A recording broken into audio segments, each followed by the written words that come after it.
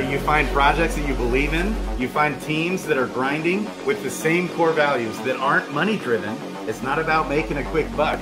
They have a vision and a purpose and a passion. They have a why that's driving them. It's not dollar signs in their eyes. You find a team like that. Okay, so how in the heck did you embark on this journey?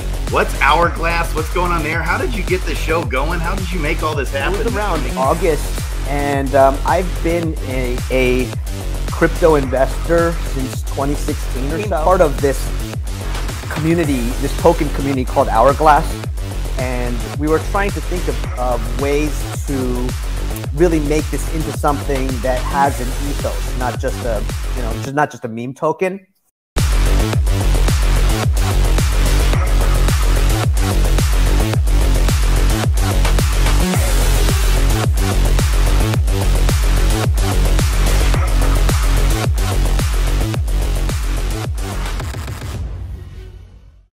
Okay, so how in the heck did you embark on this journey? What's HourGlass? What's going on there? How did you get the show going? How did you make all this happen, Mr. Make It Happen?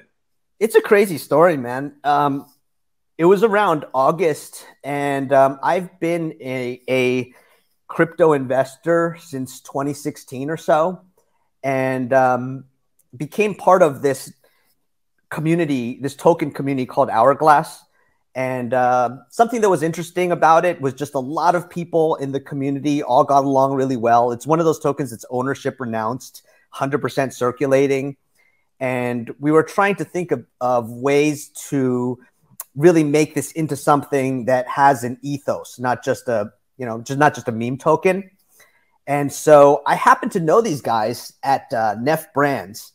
And the owner is a really, really successful person. He actually has a fintech company that has 7,000 institutional clients, has more institutional adoption than all of crypto combined right now. He owns NEFT, which is the vodka. He owns a TV production company. He owns a dating app, a money transfer app, a big time events app, even a live wrestling promotion, celebrity podcast. There's celebrities here all the time filming their podcasts at the studios. And he has always wanted to get into blockchain. So I did something kind of crazy, which I called it my friend that was his right-hand man. I said, hey, do you think that Jeff would be interested in having a meeting to see if he'd be, maybe interested in being part of this little decentralized community? And this is when we're like sub 1 million market cap.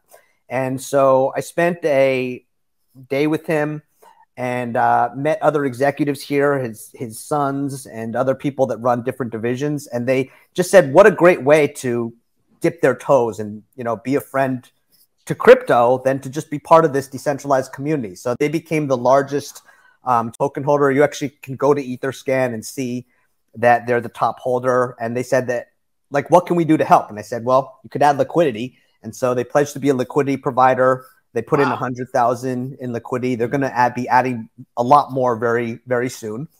Okay. And one of the first, when we were going through, it took some time saying, okay, well, what can we do together? One thing that was really cool was that they had ownership in this TV production company called Bespoke. And so Bespoke makes TV shows.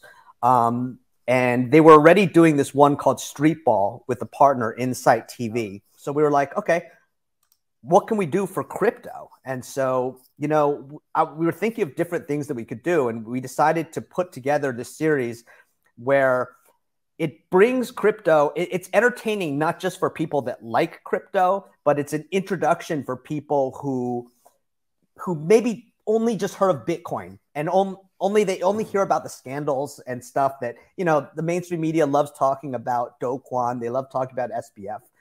But we're thinking, what can we do that's a positive thing for crypto? So we decided to put together this TV series called The Next Crypto Gem. And the idea is that, like when you watch these reality shows on Netflix and there's things like forge, who can be the best sword forger, or who can is this sculpture cake or not, right? Right. That it's so the television is so compelling. You get into the personalities, the stories, and that brings people into the topic. I may not have cared about swords before, but suddenly I care about swords, right? So we think that that's a good way to have this TV show to bring people into crypto. And it started out as just an idea. And we got the producer, Michael Dutcher, happened to know Kevin Harrington, one of the original sharks on Shark Tank. So we thought that that was a good way to bring someone in.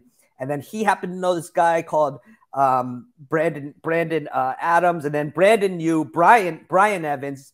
And we got Brian. Then we started talking to Leia. And then we got George. And it's just been one thing after another since. I think that there's a lot of buzz behind the show. People are really excited. We're getting a ton of engagement and interest. We had a lot of contestants. And we're filming the entire first season in just 10 days from now. And so it's all moving really, really fast. I have a little bit scoop for you guys. We announced recently that Luna PR out of Dubai. Yeah. They're a media partner. They're one of the absolute best PR firms in crypto. They've had Binance, Polygon, Animoco brands as clients, pretty much the best of the best. They're going to be doing a lot of introductions for us. They're lining up sponsors, VIPs, guests for us. They're awesome. Really enjoy working with their team.